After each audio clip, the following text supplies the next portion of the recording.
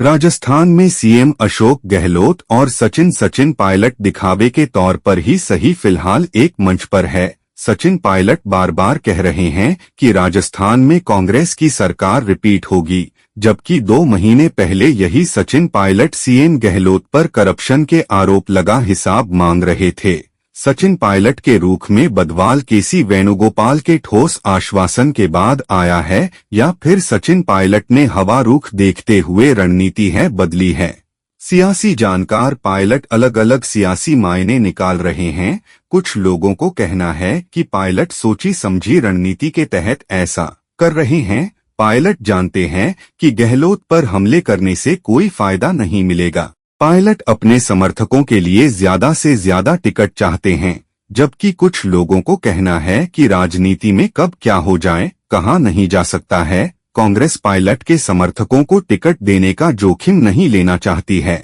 सचिन पायलट ने 2020 में कर दी थी बगावत। बता दें, वर्ष 2020 में सचिन पायलट ने कांग्रेस के खिलाफ बगावत कर दी थी। पायलट ने अपने करीब 19 विधायकों के साथ गुड़गांव के एक होटल में बाड़ाबंदी कर ही। ऐसे में कांग्रेस आलाकमान इस बार पायलट समर्थकों को टिकट देने में फूंक कर कदम रखा है। सियासी जानकारों का कहना है कि कांग्रेस की सरकार रिपीट होने की स्थिति में सीएम गहलोत ही चौथी बार सीएम बनने का दावा पेश कर सकते हैं। ऐसे में सचिन पायलट एक बार फिर बगावत कर सकते हैं। इस बार बीजेपी पूरी तरह से सचिन पायलट का साथ देगी। कांग्रेस के रणनीतिकार इस पायलट की बगावत को रोकने का चुनाव से पहले ही पुख्ता इंतजाम कर रहे हैं। हालांकि ये सब चुनाव परिणाम के बाद होती आई है, लेकिन बदली हुई परिस्थितियों में कांग्रेस बेहद सावधान है, क्योंकि राजस्थान में फाइट बहुत टाइट है।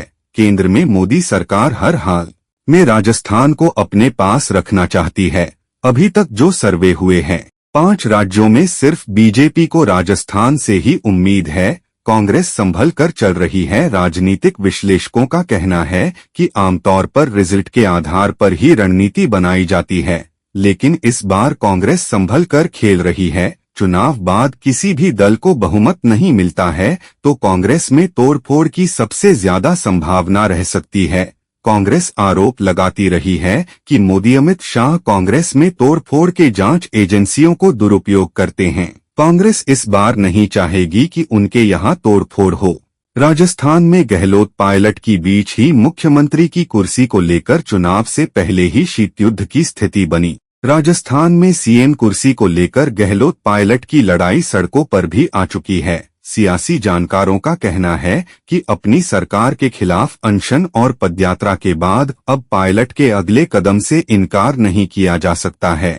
ऐसे राजस्थान में चुनाव को देखते हुए कांग्रेस के सामने सबसे बड़ा टास्क सचिन पायलट पर कंट्रोल का है। यदि कांग्रेस कर्नाटक की जीत को राजस्थान में दोहराना चाहती है तो इन दोनों दिग्गजों को एक सम्मानजनक समझौते तक पहुंचाने के सिवा उसके पास कोई दूसरा विकल्प नहीं है।